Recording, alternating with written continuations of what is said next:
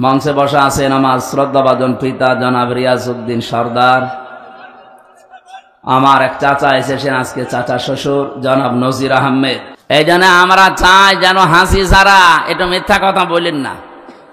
তাম দুনিয়া আপনার কথা মানুষ জানে। আপনি নিজেই ফোন করেন এক একজনের কাছে, নিজেই রেকর্ড করেন, নিজেই এডিটিং করেন, নিজেই ফাঁস করে দিন মানুষের ভেতরে আন্দাজে ভয় ঢোকাতে। ফেসবুকের কোনো কথা বিশ্বাস করবেন না। বাংলাদেশের ঝিনাইদহ জেলার শৈলকুপায় মনে হয় স্যারের বাড়ি, সাজ্জাদ হোসেন এই যে ডিএমপি কমিশনার হয়েছে। কালকে যেখানে ছিলাম এই যে পাশে ঝাউদিয়া, ওখানকার একজন এসপি আছে জাহাঙ্গীর আলম, উনি এখন এই যে মৌলভীবাজার জেলা বললাম ওখানকার এসপি। এই বৈষম্যের শিকার হয়ে এতদিন বাইরে ছিল, আল্লাহ এখন দায়িত্ব তারে দিয়েছেন। উনি আমাকে বলছিল যে হামজা ভাই, আপনি সারা দেশে কথা বললে এই কথাটা মানুষকে জানাবেন যে এই যে যারা ফেসবুকের কথা শুনে গুজবে কান দিয়ে উস্কানিতে পা দিচ্ছে, এরা যেন এটা বন্ধ করে। কিচ্ছু হয়নি, এদেশে সব ঠিক আছে। ষড়যন্ত্র দ্বারা করছে, এদের ষড়যন্ত্র বন্ধ হয়ে যাবে। কেন বন্ধ হবে বলেন তো? ভালো করে খেয়াল করে আমি মিলিয়েছি। কোরআনে কারিম সূরা নমল 19 নম্বর পারার 20 নম্বর পৃষ্ঠার 6 নম্বর লাইনের 50 নম্বর আয়াতে আছে। এটা তাফসিরে হাক্কানিতে পাবেন।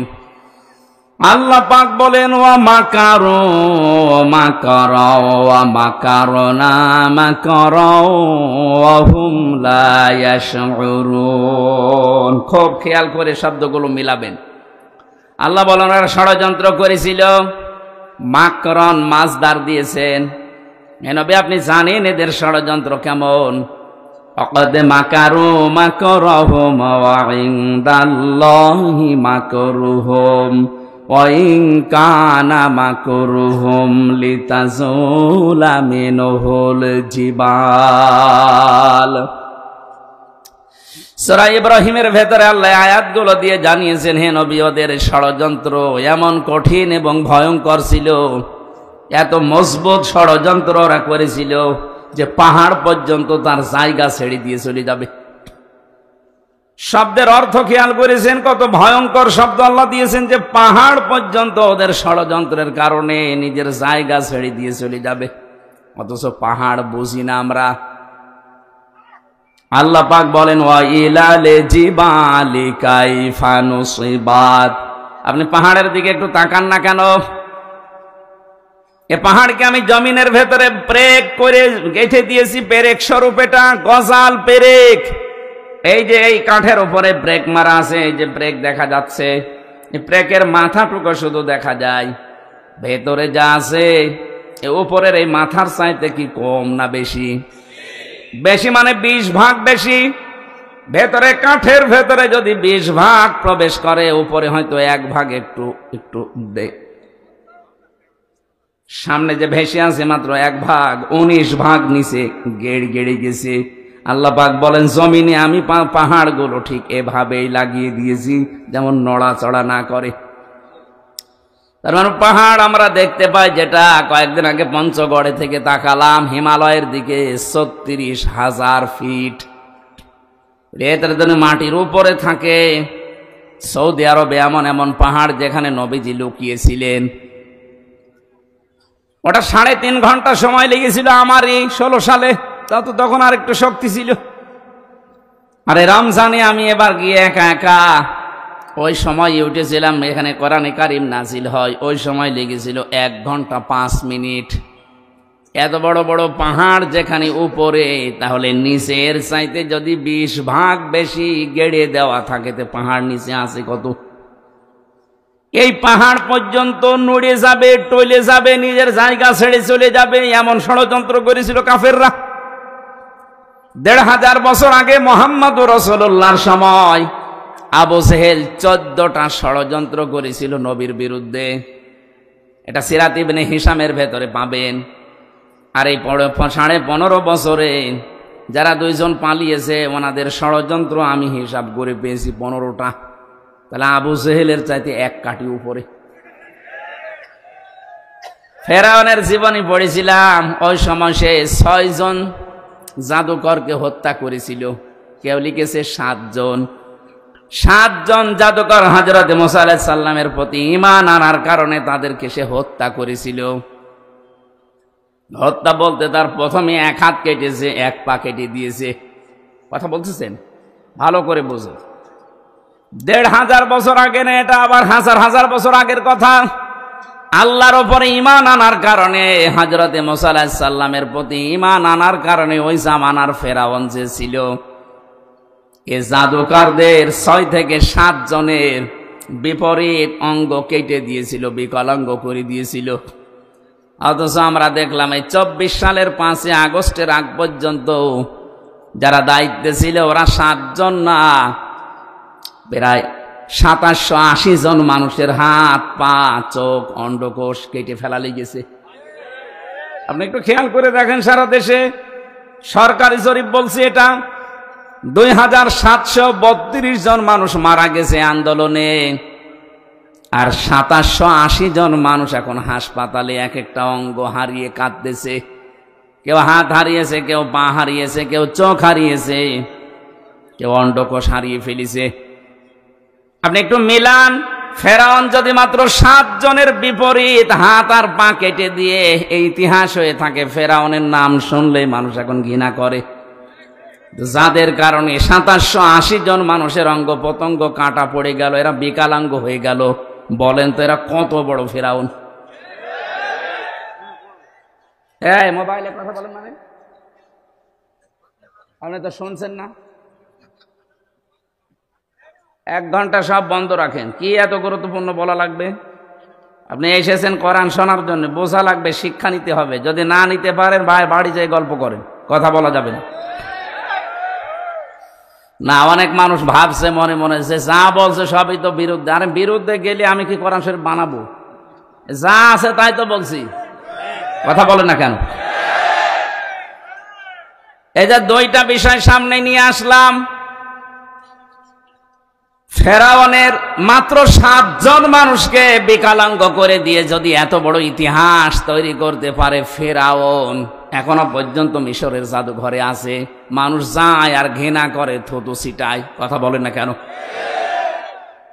তাহলে 24 সালের 5 আগস্টের আগ পর্যন্ত যাদের কারণে শুধু 7 জন না, 2780 জন।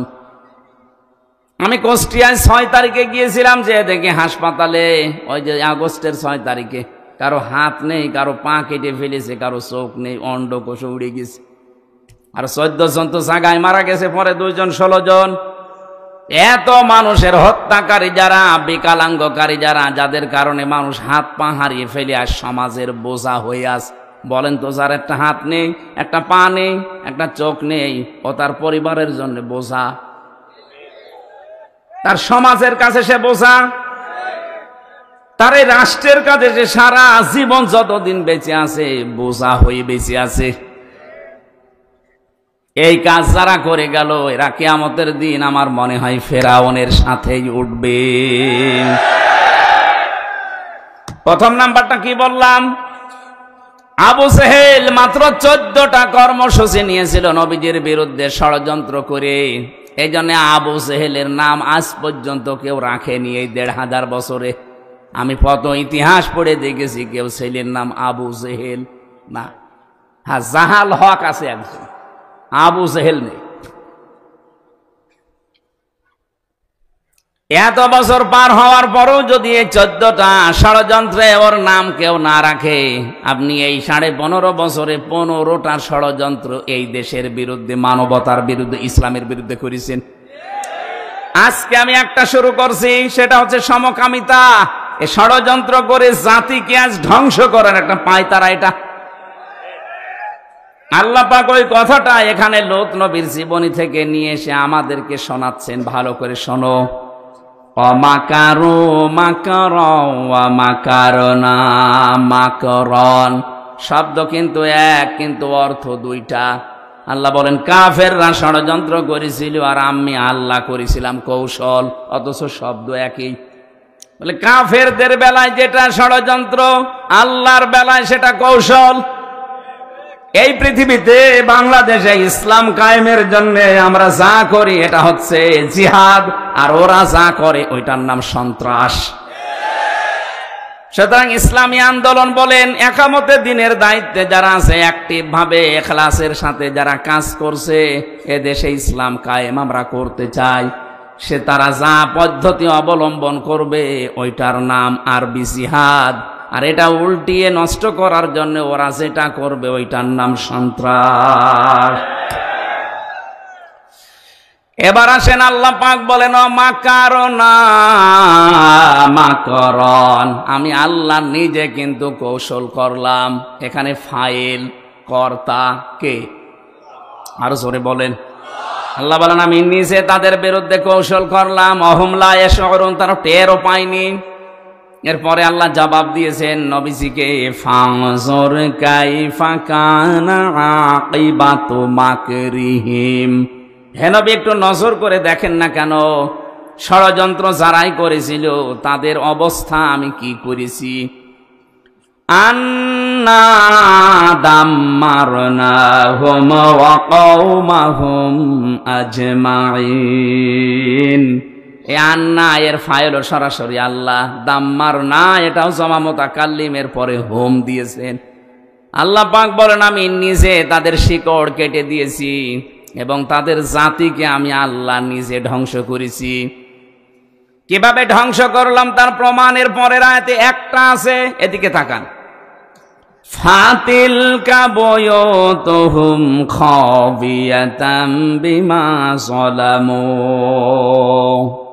আমি এবার আলেমদেরকে বলছি, আরবি গ্রামার অনুযায়ী ফা ব্যবহার করা হয় 19টা অর্থে। এখানে তিলকার আগে আল্লাহ ফা দিয়েছেন, মনে হচ্ছে আল্লাহ পাক নিজের কুদরতি আঙ্গুল দিয়ে নবীজিকে বলছেন, নবী এই সেই ঘর, বাইতুন না দিয়ে বুয়ুত বহু বচন দিয়েছেন, আবার হোম দিয়েছেন। হে নবী এই সেই ঘর, এই ঘরগুলো একটু তাকাবেন আপনি, খাবিয়াতাম বিমা যালামু, এদের জুলুমের কারণে এদের ঘর বাড়ি ব্যবসা প্রতিষ্ঠান অফিস আদালত, দেখেন আমি কি করেছি। খাবিয়াতান মানে জনশূন্য, ওজার গৃহ, সার শূন্য। এদের ঘরের দিকে আপনি তাকান তো কি অবস্থা। বাংলাদেশের দিকে এবার আয়াতটা মিলান। 2024 সালের আগস্টের 5 তারিখের বিকাল 5টা বাজতে বাজতে এদেশের যত জালেমদের ঘর ছিল, অফিস ছিল, দেখেন সবগুলো আল্লাহ ওজার গৃহ বানিয়ে দিয়েছেন। এর বাস্তব প্রমাণ আমার কুষ্টিয়ার হানিফের বাড়ি, কামারুলের বাড়ি, ঝিনাইদহে আছে। আপনি একটু খেয়াল করে দেখেন, যারা জুলুম করেছে একজনকে তো টাঙিয়ে ন্যাংটা করে পিটিয়েছে। এটা জালেমদের জুলুমের পরিণতি, বিআন্নাহুম যুলিমু, কারণ তারা জুলুম করেছে। খাবিয়াতাম বিমা যালামু, তাদের এই জুলুমের কারণে আল্লাহ এই শাস্তিটা তাদের দিয়েছেন।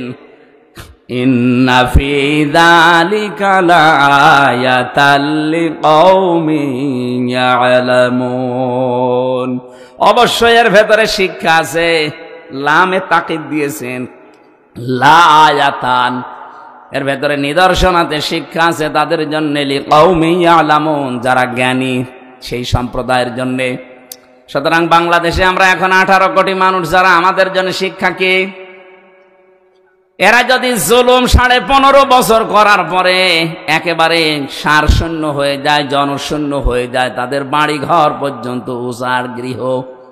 আপনি তাকান, এখন তাদের বাড়ি ঘর এখন জাতীয় টয়লেট হয়ে গেছে। মানুষ মনে আছে 4-5 জন 7 জন একসাথে দলবদ্ধ হয়ে প্রসাব করছে। তাহলে আগামীতে কেউ যদি এই চেয়ারে বসে, তারাও যদি এভাবে জুলুম আরম্ভ করে, তাদের বাড়ি ঘর আল্লাহ এভাবে সার শূন্য, জনশূন্য, ওজাড় গৃহ বানিয়ে দেবে। বুঝেছেন কারা কারা? হাত তোলেন তো। আলহামদুলিল্লাহ, কাজ হচ্ছে। আর বোঝেননি কারা? হাত তোলেন তো। ওই যে একজন, ওর মাথা তার কাটা আছে। হ্যাঁ, ওটাকে অনেক মামু নাকি? আপনার সে একজন ছিল না, সে মোটা মতো কি আরাফাত নাকি? কই সে কই? ওটা মনে হয় আরাফাত হবে। না, আমি যেটা বোঝাতে চাইলাম এতক্ষণ, এই যে 5-7 মিনিট আমি আন্দাজে কথা বলছি না, এটা কোরআন দিয়ে দলিল দিলাম। এটা হাজার হাজার বছর আগে লূত নবীর কাহিনী আল্লাহ শুনিয়েছেন এইভাবে। যদি কেউ এরকম আগামী 5 বছর করে চেয়ার পেয়ে, তাদের বাড়ি ঘরও কিন্তু এই হানিফ সাহেবের মতো হবে ইনশাআল্লাহ। এই জন্যে সমকেড়াবেন, সাবধান। আমার ভাইরা, যে কথা তোলার জন্য পর্যন্ত এসেছিলাম, কোরআনে কারীম যারা শুনতে এসেছি, এই পৃথিবীর শ্রেষ্ঠ নিয়ামতের ভেতরে এইটা একটা। আল্লাহ পাক বলেন, আমার পক্ষ থেকে যত নিয়ামত আমি দিয়েছি, সব চাইতে বড় নিয়ামতের নাম 3টা। 1 নম্বরে কোরআনে কারীম, কুল বিফাদলিল্লাহি ওয়া বিরহমাতিহি ফাবিযালিকা ফালিয়াফরাহু হুয়া খায়রুম মিম্মা ইয়াজমাউন। রব্বুল আলামিন সূরা ইউনূসের 58 নম্বর আয়াতে জানিয়েছেন, নবী আপনি বলুন, তাম দুনিয়া যা পেয়ে আনন্দে আছে থাক, আমি আল্লাহর কাছে কিন্তু কোরআন শরীফ শ্রেষ্ঠ সম্পদ। সুতরাং কোরআন যারা পেয়ে আনন্দে আছে, খুশি হয়েছে, তারা দুনিয়ার সব কিছুর তুলনায় শ্রেষ্ঠ সম্পদ পেয়েছে। আজকের এই আলোচনার সাথে সম্পর্ক কিসের? আরো জোরে বলেন। এই যে সুন্দর করে সাজিয়েছে, কিসের কারণে? শুধু হামজা আসবে এজন্য সাজাতো।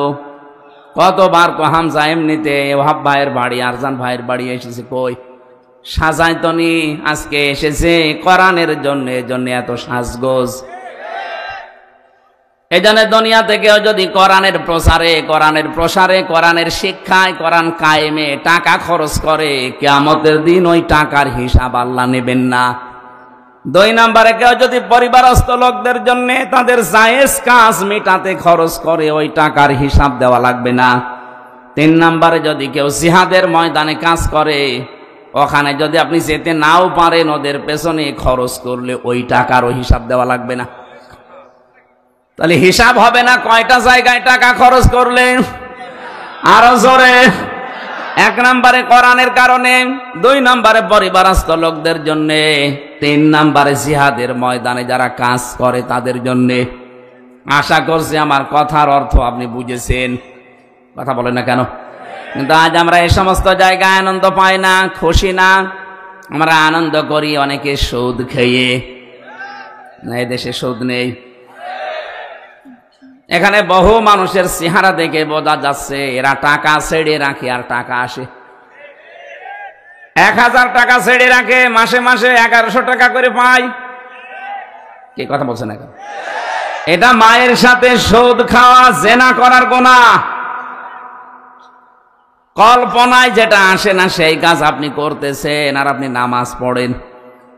এই জন্য এই কাজে যারা আছেন, টাকা ছেড়ে রাখেন, টাকা আসে। অনেকে বলে আমি লাভ খাই, ইন্টারেস্ট খাই, জিনিস একই। কথা বলে না কেন? ও টয়লেটও যার নাম, গো তার নাম, জিনিস আলাদা। জিনিস তো একই, নাম আলাদা দিলেই হবে। যারা খাচ্ছেন, আশা করছি আজকের এই দিন থেকে এটা ছেড়ে দেওয়া লাগবে। কারা কারা ছেড়ে দিতে রাজি আছেন হাত তোলেন তো। তার মানে এলাকায় অনেকে খাচ্ছে। ঠিক আছে বাবা, শাহজালাল সব হালাল না। জেনাইদা জেলায় খাচ্ছেন যারা, ছেড়ে দেবেন। ব্যাংকিং ব্যবস্থা বাংলাদেশে যেগুলো আছে, অর্থনীতি, এটা যে ইবাদত অনেকে জানেই না, মনে করে এ দুনিয়ার কাজ না। সোনালী, চৈতালি, যে সমস্ত ব্যাংকগুলো আছে না, সোনালী, রূপালী, অগ্রণী, চৈতালি, এ ব্যাংকের চাইতে ইসলামী ব্যাংকে কারবার করা ইমানের দাবিতে 100% স্বচ্ছ। আপনি যদি ওই সমস্ত ব্যাংকে কারবার করেন, বলো ঔষধ এ ঔষধ, এটা কাফেরদের কথা। ওয়াহাল্লাল্লাহুল বাইআ ওয়া হাররামার রিবা, আল্লাহ ব্যবসাকে হালাল করেছে আর সুদকে হারাম করেছে। ওই জামানায় কাফেররা বলতো ও সুদও চা, ও ব্যবসাও তা। এখন অনেকে আজ বিভিন্ন জেনারেল ব্যাংকের সাথে ইসলামী ব্যাংক মিলিয়েছেন। আরে ভাই, এতদিন এই শয়তান, এই জালেমরা 15.5 বছরে ইসলামী ব্যাংকে হাত দিয়ে ওরা 75,000 কোটি টাকা আত্মসাৎ করেছে। ইসলামপন্থী এদেশের জনগণের ঘাম ঝরানো টাকাগুলো এই ব্যাংকটা প্রতিষ্ঠিত হয়েছিল। এদেশে শরিয়া ব্যাংক আছে, শরিয়া বোর্ড আছে এই ব্যাংকের জন্য। গোনা যদি হয় তাদের হবে, আপনার অসুবিধা নেই। নবীজি 13 বছর মক্কায় নামাজ পড়েছিলেন কাবা শরীফে, না পড়েননি? আর 10 বছর পড়েছিলেন কোথায়? মদিনায়। বলেন, এই যে 13 বছর তিনি নামাজ পড়লেন মক্কায়, ওই সময় কাবা শরীফের ভেতরে মূর্তি ছিল না? কয়টা? 360টা। কয়টা? কি মনে হয় আপনার বলেন? 360টা মূর্তি সামনে নিয়ে নবীজি নামাজ পড়লেন, ওনার নামাজ হয়েছে? এ বলছে না, এ বলছে হ্যাঁ। কি বলেন, আপনার কি মনে হয় ওনার নামাজ হয়েছে না হয়নি? কেন হয়ে গেল নামাজ? কারণ উনি অপারগ ছিলেন। এই 13 বছরে একটা মূর্তিও সরানোর ক্ষমতা ওনার। বলেন বলেন, যখন ক্ষমতা পেয়েছেন মদিনার প্রেসিডেন্ট হয়ে, একটা মূর্তি ছিল? আর সবগুলো দিয়ে আলীকে দিয়ে ভাঙিয়েছেন, নিজে ভেঙে ভেঙে ফেলে দিয়েছেন। যতদিন পর্যন্ত দেশে যাকাত ভিত্তিক অর্থনীতি কায়েম না হবে, ততদিন আপনি ইসলামী ব্যাংকে নির্দ্বিধায় কাজ করেন, কোনো গোনা নেই। গোনা হলে ওদের হবে। শরীয়তের কিছু নিয়ম নীতি, ইসলামিক অর্থনীতির যেগুলো মেইনে অন্তত চলছে, তারা চেষ্টা চালাচ্ছে। 100% সম্ভব না, কারণ যতদিন রাষ্ট্রে যাকাত কায়েম না হবে রাষ্ট্রীয়ভাবে, ততদিন এদেশে যদি ফেরেশতাও ব্যাংক চালায়, তার ওষুধ খাওয়া লাগবে। এই জন্য যতদিন কায়েম না হয়, নবীজি যেমন রাষ্ট্রপতি যতদিন না হয়েছেন, ততদিন মূর্তি সামনে নিয়েই, বলেন না কেন, মূর্তি সামনে নিয়েই আমরা যতদিন ইসলাম কায়েম করতে না পারি, ততদিন পর্যন্ত কাজ কারবার করলে ইসলামী ব্যাংকে করবেন। এদের মোশারাকার সিস্টেম আছে, মোদারাবা আছে, মোরাবাহা আছে, বায়ে সালাম আছে, বায়ে মুআজ্জাল আছে, বায়ে ইস্তেসনা আছে, বায়ে ওয়াহেদা আছে, অনেকগুলো নিয়ম নীতি আছে, প্রকার ভেদ আছে। নবীজি নিজে মোদারাবা করেছিলেন খাদিজাতুল কুবরার সাথে। খাদিজা টাকা দিয়েছে, নবীজি শ্রম দিয়েছে। কথা বলছেন না কেন? জিজ্ঞাসা করেন যারা আলেম আছে, খাদিজা অর্থ দিয়েছিলেন, নবীজি শ্রম দিয়েছিলেন। ব্যবসা করেন উনি, এটার নামই তো মোদারাবা। ইসলামী ব্যাংক এইটা করে। যদি গোনা হয় এরপরও ওনাদের হবে, আপনার চিন্তা নেই। এরপরও যারা সুদ খাচ্ছে, আপনি বললেন যে আমি ছেড়ে দেব, কয়েকদিন পরে কিন্তু আমি আবার আসতেছি। এই যে ঝেনাইদা কি দারুস সালাম না কি মাদ্রাসা, ওটা হয় আপনাদের, ওটার নাম কি, রিয়াজুল জান্নায় আসবো সামনে মাসে। এটা ডিসেম্বর জানুয়ারির হয়তো 13 তারিখ মনে হয়। ওই জায়গায় কথা বলবো ইনশাল্লাহ, ওই দিন অর্থনীতির ওপরে। আজকে আমার সাবজেক্টটা আলাদা। আমার আজকের বিষয় হচ্ছে গোনাহের কারণে আল্লাহ শাস্তি নাজিল করেন। কি কি ধরনের শাস্তি আসে কোন গোনায়, আমরা ওগুলো জানার পরে ছেড়ে দেব ইনশাআল্লাহ। কি থাকবেন না? তাহলে যারা সুদ খেয়ে আনন্দ করছেন, এরা মায়ের সাথে জেনা করছেন। আর বড় গোনা কি? আল্লাহ রাসূলের সাথে যুদ্ধ করা। এইটা করে অনেকে আনন্দে আছেন। অনেক মানুষ দেখা যায় তারা এতিমের মাল আত্মসাৎ করে আনন্দে আছে। আল্লাহ পাক বলেন, ইন্নাল্লাযীনা ইয়াকুলুনা আমওয়ালাল ইয়াতামা যুলমান ইন্নামা ইয়াকুলুনা ফি বুতুনিহিম নারা ওয়া সায়াসলাউনা সাঈরা। জোরে বলেন আল্লাহু আকবার। আল্লাহ রাব্বুল আলামিন বলেন, পৃথিবীতে নিশ্চয় যে বা যারা এতিমের মাল সম্পদ খাচ্ছে, ভবিষ্যতেও খাবে জুলমান, জুলুম করে। এখানে জুলমান শব্দের অনেকগুলো ব্যাখ্যা লেখা আছে। ফাঁকি দিয়ে, না বলে, বিভিন্ন কায়দা কৌশল করে, এমনকি উল্টা পাল্টা করে তার জমি জায়গা লিখে নেওয়া, এইটা জুলুম। আজ অনেকে ভাইয়ের জমি লিখে নেন ফাঁকি দিয়ে, এটা কি জুলুম? বলেন না কেন? সে হয়তো আপনার কাছে অসহায়, আপনি বড় ভাই, সে ছোট ভাই, আপনি লেখাপড়া জানেন, যোগ্যতা আছে, সে হয়তো মূর্খ মানুষ, জানে না, বিশ্বাস করে এমন কায়দা করে টিপসই নিয়ে তাকে আপনি ফকির করে দিলেন। এরপরে যে সম্পদের মালিক হলেন, টাকা পয়সা, জমি জায়গা, এখান থেকে যে ফসল আসে, টাকা পয়সা কামাই হয়, এইটা যারা খায়, ইন্নামা ইয়াকুলুনা ফি বুতুনিহিম নার, ওরা যেন পেটের ভেতরে জাহান্নামের আগুন ঢোকাচ্ছে। বলেন নাউজুবিল্লাহ। বাংলাদেশে হিসাব করলে মানুষ পাওয়া যাবে না যাবে না বলেন? বাংলাদেশ লাগবে না, এখানেও আছে না নেই? কারা কারা এতিমের মাল এভাবে ভাইয়ের মাল, বোনের মাল, নিজের মেয়ের মালও পর্যন্ত আত্মসাৎ করছেন? যারা শরিক ফাঁকি দেন মানুষের, দুইটা গোনা হবে আপনার। এক নম্বরে আপনার চেহারার উজ্জ্বলতা আল্লাহ নষ্ট করে দেবে। দেখবেন এলাকায় যারা শরিক ফাঁকি দিয়েছে ওদের চেহারার ভেতরে আল্লাহ নূর তুলে নিয়েছে। এখানেও আছে, আমি চেহারা দেখলেই বলতে পারবো শরিক ফাঁকি দিয়েছে। আপনি দাঁড় করান লাইন দিয়ে, দেখলেই বোঝা যাবে যে হ্যাঁ ও মেরে খাই। কথা বলছেন কেন? দ্বিতীয়টা কঠিন, মরণের সময় আপনার ঈমান নসিব হবে না, আপনি বেঈমান হয়ে মারা যাবেন। আপনি ভাইকে, বোনকে, অন্যকে ফাঁকি দিয়ে বিশাল সম্পদের পাহাড় তৈরি করে গেলেন। কি হবে আপনার এই সম্পদ? বাস্তবতা কি বলে বলেন? আপনি 200 বিঘা জমির মালিক, এদিকে থাকান, 500 বিঘা জমি আপনি তৈরি করে গেলেন। 100 বছর পরে তো আপনার থাকবেন না, নাকি বলেন? বলেন, বিবেক দিয়ে ভাবেন।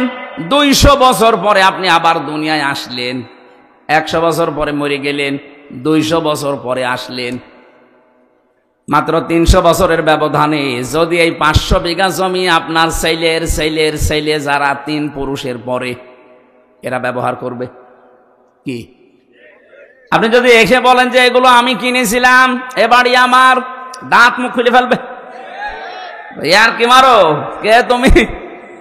তোমার যদি থাকার জায়গা না থাকে, শৈলকুপা বাজার মসজিদের বারান্দায় রাত থেকে ফটো, এখানে আর জায়গা নেই। এটাকে হাসির খোরাকি দিলাম? চিন্তায় তো মাথা নত হয়ে যাওয়ার কথা যে কি শুনছি, কার জন্য আমি করলাম। আর যারা ঘুষ খায়, কি করছেন আপনি ঘুষ খেয়ে? বিশাল বিশাল ফ্ল্যাটের মালিক হবেন, জমি জায়গা, টাকা পয়সার আপনি সম্পদের পাহাড় তৈরি করে রাখলেন। আপনি মাত্র 200 বছর পরে ফিরে আসেন, এই ফ্ল্যাটে জীবনও আপনাকে আর উঠতে দেবে না।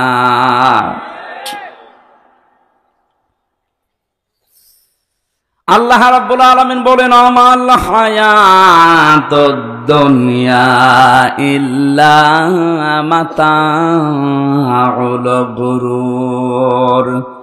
হে নবী, পৃথিবীর জমিনটাই কিন্তু এরকম একটা ধোঁকা। এটা কি? আমি আমার বাবার সাথে ভালো ব্যবহার করি আমার আখেরাত ভালো হওয়ার জন্য। কথা বলেন কেন? আমি আমার বাবাকে যদি ছেড়ে দেই আমার আখেরাত ভালো হওয়ার জন্য, আর দেখে যদি উনি আল্লাহ রাসূলকে মানে না, এরকম বাবাকে আমিও মানি না। আমি আমার মায়ের সাথে ভালো ব্যবহার করি আমার নিজের জন্য, আমার আখেরাত তৈরি করার জন্য। মাকেও যদি ছেড়ে দেওয়া লাগে, যদি দেখি না এও আল্লাহ রাসূলের বিরুদ্ধে অবস্থান নিয়েছে, ভালো ব্যবহার করব, কিন্তু মন থেকে মেনে নেওয়া সম্ভব না। এই কথা বলেন না কেন? আমি এই যে দাড়িওয়ালা আশরাফ ভাইকে ভালোবাসি, এটা আল্লাহর জন্যে। যদি দেখি না ওনার কর্মকাণ্ড ইসলামের বিরুদ্ধে, ওনারে ঘৃণা করতেও আমার 1 সেকেন্ড সময় লাগবে না। নবীজি বলেন, মানা হাব্বা লিল্লাহ ওয়া আবগাদা লিল্লাহ ওয়া আতাআ লিল্লাহ ওয়া মানা লিল্লাহ ফাকাদ ইসতাকমালাল ঈমান। কাউকে যদি ভালোবাসো আল্লাহর জন্য বাসবা, কিছু বেশি বেশি পাওয়ার জন্য তাকে দান করবা না, যে এই লোকটাকে কিছু যদি দেই পরবর্তীতে এর চাইতে বড় জিনিস পাওয়া যাবে, এরকম ধান্দা নেই অনেকের। এক কথা বলেন না কেন? এই ধান্দায় বেশি পাওয়ার নিয়েতে কাউকে কিছু দিবা না। কিছু দিলে কার জন্যে? আরো জোরে। কাউকে যদি নিষেধ করো যে দেব না, তাও আল্লাহর জন্যে। কারো উপর যদি রাগ করো, তাও আল্লাহর জন্যে। কাউকে যদি ভালোবাসো, তাও আল্লাহর জন্যে। 4টা কাজ আছে হাদিসে। নবীজি বলেন, যারা দুনিয়ায় 4টা করতে পারবে, ফাকাদ ইসতাকমালাল ঈমান, সে যেন তার ঈমানকে পরিপূর্ণ করে নিল। জোরে বলেন সুবহানাল্লাহ। আল্লাহ পাক বলেন, কিয়ামতের ময়দানে যখন এই মানুষটাই উঠবে আমার সামনে, যে 500 বিঘা জমি বানিয়েছে, 10টা ফ্ল্যাট বানিয়েছে, এই লোকটা কি বলবে জানেন? ইয়াউমা তাআতি কুল্লু নাফসিন তুজাদিলু আন নাফসিহা। শব্দের দিকে খেয়াল করেন, আল্লাহ মনে হচ্ছে আমার নাম ধরে বলছে। কুল্লু নাফসিন, প্রতিটি ব্যক্তি, আশরাফ হতে পারে, হামজা হতে পারে, আরজান হতে পারে, ওয়াহাব হতে পারে, প্রতিটি মানুষকে আল্লাহ যেন আলাদা আলাদা আলাদা করে ডাক দিয়েছেন। ইয়াউমা তাতি কুল্লু নাফসিন, প্রতিটি ব্যক্তি কিয়ামতের দিন তুজাদিলু আন নাফসিহা, নিজের পক্ষে যুক্তি তর্ক প্রমাণ হাজির করবে আল্লাহর সাথে ঝগড়া করার জন্য। আল্লাহর কাছ থেকে বাঁচার জন্য যুক্তি প্রমাণ রেডি করবে যে আমি এই কারণে করেছিলাম, আমি নামাজ পড়তে পারি না আমার সন্তানের কারণে, কারণ তাকে সুখে রাখতে গিয়ে আমি সারাদিন মাঠে কাজ করেছি, সেজদা দেওয়ার সময় পাইনি। এটা যুক্তি। আপনার আর কয়টা ছেলে মেয়ে? হযরতে ইয়াকুব নবীর দিকে তাকান, তার 12টা সন্তান ছিল। কয়টা বলেন? শুধু ছেলেই ছিল তার 12টা। তো এতগুলো সন্তানের কারণে কোনোদিন আল্লাহর বিধান থেকে তাকে তো টলাতে পারেনি। আপনি 2টা 5টা ছেলে মেয়ের কারণে আল্লাহর বিধান বাদ দিয়ে দেন, যুক্তি প্রমাণ করবেন, আল্লাহর কাছে খাড়া করবেন। আল্লাহ বলেন তো যা দিল আন নাফসিহা, প্রতিটি মানুষ তার নিজের পক্ষে খাড়া করবে যুক্তি তর্ক। অতওয়াফা কুল্লু নাফসিম মা আমিলাত ওয়া হুম লা ইউযলামুন, প্রত্যেককে আমি আল্লাহ পরিপূর্ণ করে দেব তার কাজের প্রতিদান, কিন্তু তার উপর আমি জুলুম করব না। যে যতটুকুই করেছে কিয়ামতে আল্লাহ তাকে ওই পরিমাণ দেবেন। আমার এবার আয়াতের আলোচনা শুরু হচ্ছে। যেটা বললাম একটা 111 নাম্বার আয়াত সূরা নাহালের। এখন যেটা আমরা তেলাওয়াত করেছিলাম এটা সূরা নাহালের 112 নাম্বার আয়াত। এই আয়াতের ভেতরে আল্লাহ একটা কারিয়া, একটা জনপদ, একটা গ্রামের উদাহরণ দিয়েছেন আমাদের সামনে। খুব ভালো করে মিলাবেন। গ্রামটা এই হাবিবপুর হতে পারে।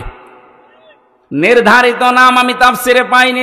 কোন মুফাসসির হয়তো মক্কা নগরীর নাম দিয়েছেন, না, এটা ঝিনাইদহ জেলার শৈলকুপা থানার হাবিবপুর হতে পারে। আপনি একটু মিলাবেন, দেখবেন এই গ্রামের সাথে মেলে কিনা। আমার কথা বোঝা যাচ্ছে তো? আমি তো মনে হচ্ছে যে একেবারে ক্লাসের মতো বললে ছাত্র যেভাবে বোঝে ছাত্ররা ঠিক ওইভাবে বুঝতেছে। হ্যাঁ, কিছু যদি পাগল ছাগল থাকে 14 বার বুঝলেও বুঝবে না। ওরে বোঝাতে হলে কোরআন শরীফে হবে না, বুখারী শরীফে হবে না, কি লাগবে? বুখারী শরীফ। আপনারা কোরআন শরীফ, হাদিস শরীফ, বুখারী শরীফ দিয়ে যেহেতু বুঝে ফেলছেন, ভালো করে এবার বোঝেন। উপমা দিচ্ছেন, উদাহরণ দিচ্ছেন কে? আরো জোরে বলেন। এই জন্য উদাহরণ দিয়ে কোরআন বোঝালে মানুষ বোঝে ভালো। আল্লাহ পাক কোরআনে কারীম বোঝানোর ক্ষেত্রে বহু উদাহরণ কোরআনে সেট করেছেন, এমন এমন উদাহরণ দিয়েছেন। আজকে একটা উদাহরণ বলছি। ওয়াদারাবাল্লাহু মাসালান ক্বরিয়াতান, আল্লাহ পাক একটা গ্রামের উদাহরণ দিচ্ছেন, উপমা, দৃষ্টান্ত। খুব ভালো করে মিলাবেন। বললাম হাবিবপুর হতে পারে, এটা হাবিবপুর না? কি ছিল সেই গ্রামে? কানাত আমিনাতাম মুতমাইন্নাতান। 1 নম্বর ওই গ্রামটা ছিল নিরাপদ, 2 নম্বরে ছিল শান্ত নির্মল। তাহলে গ্রামের কোয়ালিটি পেলাম কয়টা? 1 নম্বরে নিরাপত্তা ছিল, 2 নম্বরে ছিল শান্ত। ইয়াতিহা রিজকুহা রাগাদাম মিন কুল্লি মাকান, বিভিন্ন এলাকা থেকে তাদের কাছে রিজিক আসতো, বিপুল পরিমাণে রিজিক তাদের কাছে আল্লাহ বিভিন্ন এলাকা থেকে বিভিন্ন কায়দায় পাঠাতেন। হয়তো ব্যবসার কারণে, বাণিজ্যের মাধ্যমে বিভিন্ন মানুষের মনের ভেতরে মায়া দয়া উদ্রেক করে দিয়ে। এতটুকু আল্লাহ শেষ করেননি। এইবার আসল কথা আল্লাহ জানাচ্ছেন, ফাকাফারাত বিআনউমিল্লাহ, তারা যখন আল্লাহর এই নিয়ামতগুলোর সাথে কুফরি করেছে, আল্লাহর নিয়ামত পাওয়ার পরে যখন তারা ঢেকে ফেলেছে, ফাআযাকাহাল্লাহু লিবাসাল জুই ওয়াল খাউফ, আল্লাহ পাক তখন তাদেরকে শাস্তি দেওয়ার জন্য মজা চাকাতে 2টা আযাব পাঠিয়েছেন। 1 নম্বরে তাদেরকে ক্ষুধা দিয়েছেন, 2 নম্বরে তাদেরকে ভয় দিয়েছেন। বিমা কানু ইয়াসনাউন, তারা যে কাজ করেছিল এর ফলশ্রুতিতে। বাংলা অর্থ বললাম, এবার আছেন তাফসিরে। আমার ভাইরা, মক্কা শহরের কেউ কেউ নাম দিয়েছেন এই কারিয়া। এই কারিয়া, এই গ্রামের নাম কেউ কেউ মক্কা দিয়েছেন। এই জায়গাটা পুরা আরব জাহানের ভেতরে তখন এমন শান্ত নিরাপত্তার চাদর ছিল কাবা শরীফ থাকার কারণে। রব্বুল আলামিন বলেন অমাং দাখলাহু কানা আমিনা। এই ভালো করে এবার আমি যেখান থেকে যে পয়েন্ট বের করব মনে করবেন ওখানে একটা নতুন শিক্ষা বের হবে। আছেন তো আপনারা? ইন্না আউওয়ালা বাইতি উবদিআ লিন-নাসি লাল্লাযী বিবাক্কাতা মুবারাকাও ওয়া হুদাল লিল আলামিন। এ পৃথিবীর সর্বপ্রথম ঘর যেটা, তার নাম বলেন। যদিও কাবা এটা মক্কায় অবস্থিত, মক্কার প্রাচীন নাম ছিল বাক্কা। আল্লাহ কোরআনে কারিমে মাক্কাও দিয়েছেন, বাক্কাও দিয়েছেন। এই বাক্কায় সর্বপ্রথম যে ঘরটা, দুইটা কোয়ালিটি এ ঘরের। এক নম্বরে মোবারকান, এটা বরকতময়। পৃথিবীর কত জায়গায় তো যাই, কত জায়গা দেখি একটা কালো গ্লাভ দিয়ে মোড়ানো আছে, আমার মনে হয় সব মায়া আল্লাহ ওর ভেতরে দিয়ে রেখেছেন।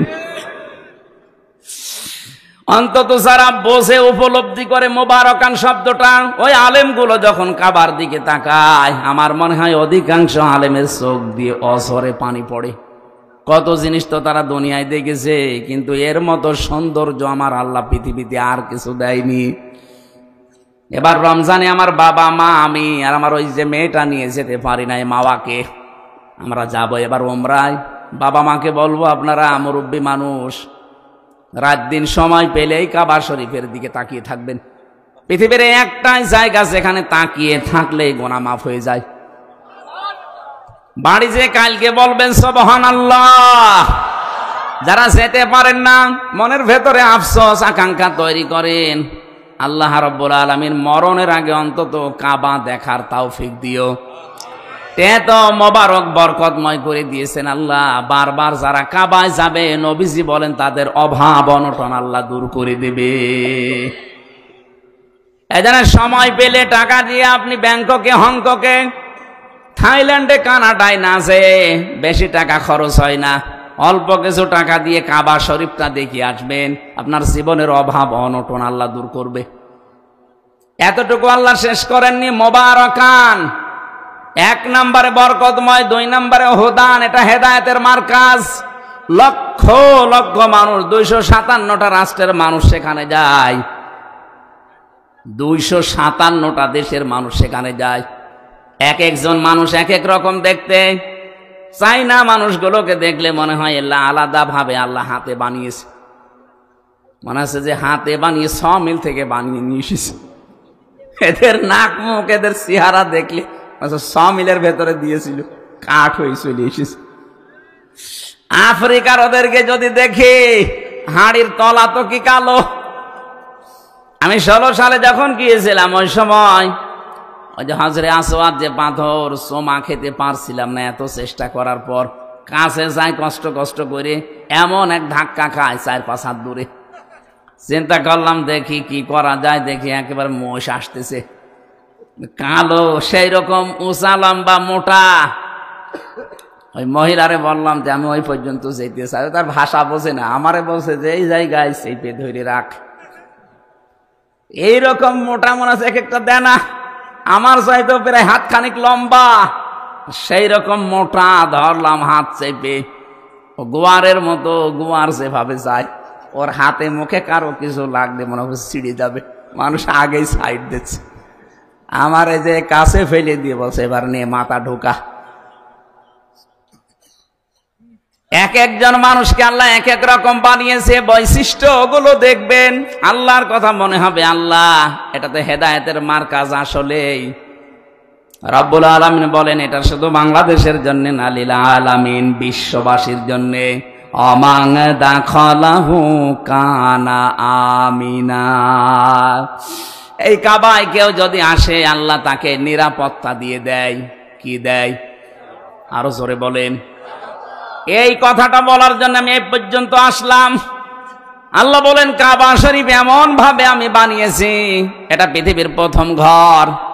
এখানে হেদায়েত আছে, এখানে রহমত আছে, এখানে বরকত আছে। এরা নিরাপত্তা দিয়েছে ফেলা আছে, অথচ কাবার এরিয়া পার হলেই দেখবেন চুরি হয়, ডাকাতি হয়, ছিনতাই হয়, কিন্তু কাবার এরিয়ার ভেতরে কোনো ছিনতাই নেই। কথা বলে না কেন? কারণ নিরাপত্তা দিয়েছেন কে? আরে বাংলাদেশ কি কাবা শরীফ? বলেন না কেন? এটা কাবা থেকে ৬,০০০ কিলোমিটার দূরে। তাহলে বাংলার ৫৬,০০০ বর্গ মাইল যদি আমরা নিরাপত্তা দিতে চাই, মাস্ট বি কাবা শরীফ যেগুলো থেকে মুক্ত, বাংলাদেশের ৫৬,০০০ বর্গ মাইল ওইটা থেকে মুক্ত করা লাগবে। কাবা শরীফে ১ নম্বরে শিরিক চলে না। কি চলে না? বলেন বলেন। এখান থেকে শিক্ষা বের হবে এবার ২টা।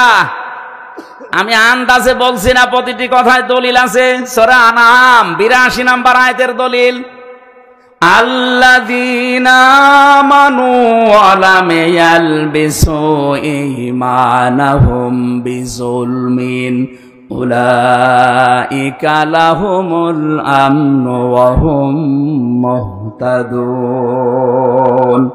এটা ইবনে কাসিরের ভেতরে আছে।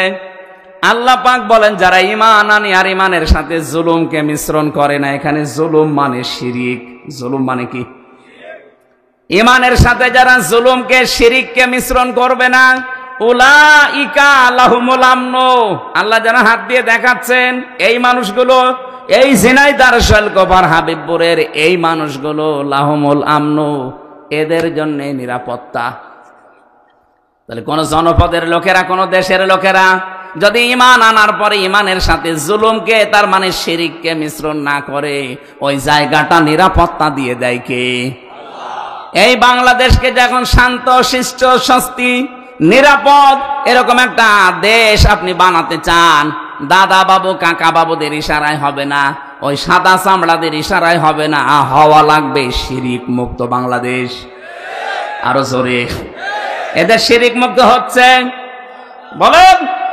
আরো শিরিক যেন করে, সেই রাস্তাগুলো ১৫.৫ বছরে মানুষ খুলেছিল, মোড়ে মোড়ে মূর্তি তৈরি করে শিরিকের কারখানা তৈরি করেছিল, আল্লাহর উপরে আস্থা বিশ্বাস তুলে দিয়েছিল। এক কথা বলছে না কেন? সার্বভৌম ক্ষমতার মালিক আল্লাহ, এইটা পর্যন্ত বাদ দিয়েছিল। বাংলাদেশ জামাত ইসলামী এইটা বিশ্বাস করত, এই কারণে তাদের নিবন্ধন পর্যন্ত বাতিল করে দিয়েছিল। আপনি কি মনে করেন জামাত ইসলামী দাড়ি ছোট রাখে এই জন্য তাদের নিবন্ধন বাতিল? ওরা টুপি মাথায় দেয় হালকা, এই জন্য নিবন্ধন বাতিল না। ওরা জাতে মাতাল হলো, তাহলে ঠিক আছে কাফেররা। এই জালেমদের টার্গেট ছিল এদেশে আল্লাহর উপরে সার্বভৌম ক্ষমতার মালিক মানা যাবে না, যারা মানে তাদের এই কাজে নিষিদ্ধ করা যায়। আপনি টের পান কি কোথা থেকে কি হয়? যারা সার্বভৌম ক্ষমতার মালিক আল্লাহকে মানে না, মনে করে ক্ষমতার উৎস জনগণ, এটা যে শিরিক, এই সূক্ষ্ম বিষয়টা অনেককে বুঝতেও দেয় না। পাম দেয়, হাওয়া দেয় জনগণকে, হ্যাঁ আমরা মালিক, অথচ আমাদের হাতে কিচ্ছু নেই। ভোট দেওয়ারই ছিল, সেইটাও কেড়ে নিয়েছিল। কথা বলে না কেন? আমি মনে করছি আপনারা ঠিক বুঝতেছেন। এই বাংলাদেশে আজ যারা ক্ষমতার উৎস জনগণ মনে করেন, তারা কিন্তু শিরিক করছেন। কথা বলে না কেন? শিরিক যারা করে তারা মুশরিক। কি? এবার শিরিক কিভাবে হয়? আল্লাহ যেটা পারে ওইটা অন্য কেউ পারে, এই বিশ্বাস করার নাম শিরিক। সন্তান দিতে পারে শুধুমাত্র কে? অন্য কোন বাবাও পারে, এ বিশ্বাস করার নাম।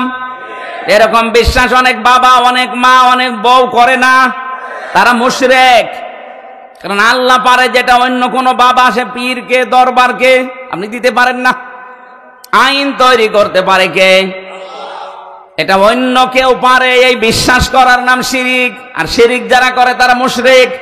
সুতরাং বাংলাদেশে যারা আল্লাহর আইনের বিরুদ্ধে অন্য আইন কায়েম করতে চান, সে যে দলের লোক হন, আপনি কিন্তু শিরিক করছেন। আর শিরিক করলে আপনি, আরো জোরে বলেন। আমার মনে হয় এবার অনেকের মন খারাপ হয়ে গেল। আরে ভাই, আমি আপনাকে বাঁচাতে চাই। আমি কোরআনের চোখ লাগিয়ে দেখতে পাচ্ছি আপনি শিরিক করে অশান্তির সাগরে ডুবতেছেন দুনিয়ায়, আর মরণের পরে আপনাকে আল্লাহ জাহান্নামে ফেলবে বিনা বিচারে। কারণ মুশরিকদের কোনো বিচার নেই। কথা বলেন না কেন? কেন বললাম এটা বলেন তো?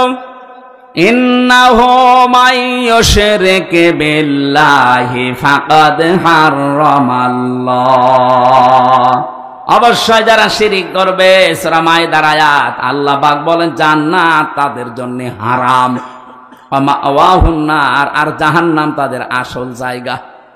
এই জন্য শিরিক যেন আমাদের বিশ্বাসে না থাকে। বাংলাদেশ জামাত ইসলামের প্রতি যেই তহমতটা এই দেশের অনেক আলেম ওলামা দিয়ে থাকেন, বুঝে কি না বুঝে আমি জানি না, যে তাদের আকীদা ভালো না। কে বলেছে আপনাকে? আকীদা যদি ভালোই না হবে, ফাঁসির দড়ি গলার কাছে চলতেছে তারপরেও অস্বীকার করে নাই। আপনার আকীদা এত ভালো, আপনি একটু ফাঁসির দড়ির কাছে যেয়ে দেখেন তো, মা গলায় নেওয়া লাগবে না, শুধু দড়ি এক হাত দূর থেকে দেখবেন, দেখলে আপনার ভেতরে সব শুকিয়ে যাবে। কত বড় বড় আল্লাহর ওলিকে দেখেছি ফাঁসির নাম শুনলে কান্নাকাটি করে, অথচ শহীদ মীর কাশেম আলী ফাঁসির নাম শোনার পরে মনে হচ্ছে শ্বশুর বাড়ি যাচ্ছে। মতিয়ার রহমান নিজামী এই জেলার জামাই, এই জেলা ধন্য, সে ফাঁসিতে যাওয়ার আগে বলেছিল, সন্তান আমি কি পায়জামা পরে গেলে ভালো হয় না লুঙ্গি পরে গেলে ভালো হয়? আপনি ফাঁসির দড়ির নাম শুনে দেখেন তো কেমন লাগে।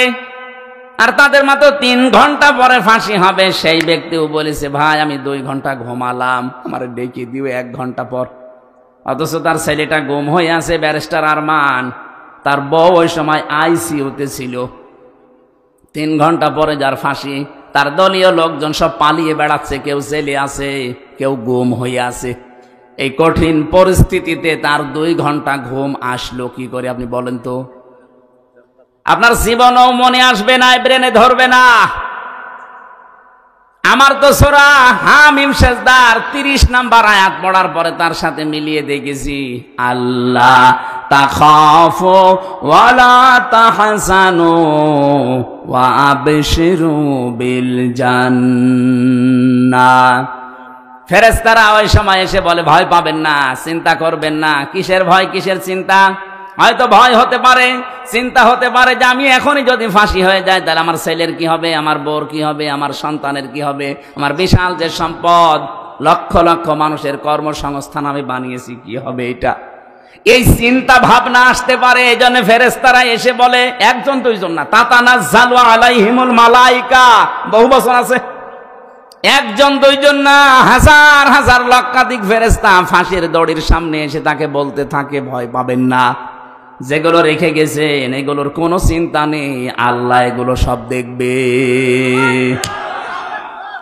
মনে হয় শহীদ মীর কাশেম আলীর কানের কাছে ফেরেশতা কথা বলেছিল, নাই তো তার এই 3 ঘন্টা আগে 2 ঘন্টা জীবনেও ঘুম আসার কথা না। কথা বলে না কেন? এই মজলুম দলটার উপরে আন্দাজে আকীদা ভালো না, এই দোষ চাপিয়ে দেন। আকীদা আপনার ভালো। আমার মনে হয় এখন যে অবস্থায় আমরা এসে গেছি, সমস্ত ছোটখাটো বিষয় নিয়ে সব বাদ দেওয়া দরকার। আরে ভাই, যারা মুজতাহিদ, যারা গবেষক, তারা যে কোনো একটা বিষয়ে গবেষণা করে যদি ঠিক হয় 2টা সওয়াব পাবে, ভুল হয় 1টা সওয়াব পাবে।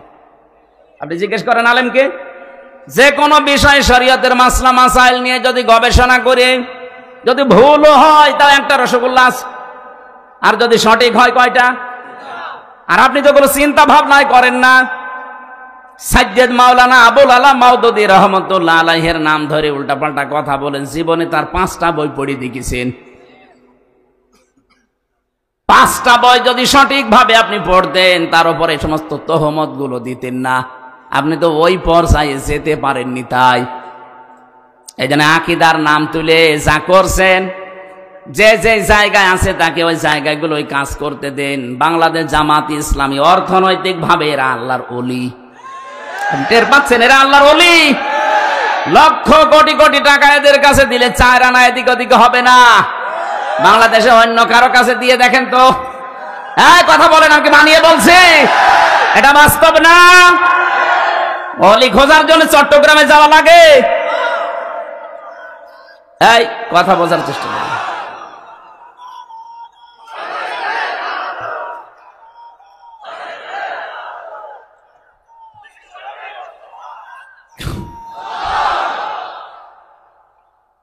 এখানে এই মাজলুম দলটার উপরে আমার মনে হয় উল্টা পাল্টা দোষ না দিয়ে তাদের প্রতি সহানুভূতিশীল হওয়া লাগবে। আজকে একটা সবচাইতে বড় এ বাংলাদেশের ভেতরে নাম করা মাদ্রাসা ঝালকাঠি NS কামিল মাদ্রাসা নেসারাবাদ। ওই জায়গায় ডাক্তার শফিকুর রহমান জামাতের আমির গিয়েছে, যে সৌহার্দ্যপূর্ণ আলোচনা হয়েছে। আমার মনে হয় সব জায়গা থেকে যদি এভাবে রেসপন্স আসে, দেশে ইসলামের বিরুদ্ধে কেউ আর থাকবে না। কওমি মাদ্রাসা হেফাজতে ইসলাম চরমনাই সহ ওনারা যে কাজগুলো করছে, ওনারা যে তালিমগুলো দিচ্ছে, ওই জায়গায় আমাদের যাওয়া সম্ভব না। ওই জায়গাগুলো তারা কাজ করছে, খুব ভালো কাজে আছে আলহামদুলিল্লাহ। কিন্তু রাজনীতি, অর্থনীতি, দেশ পরিচালনা করার জন্য যে যোগ্যতাগুলো দরকার, শিবিরের লোক, জামাতের লোক যেভাবে অর্জন করেছে, আপনি ওই জায়গায় যেতে পারবেন না।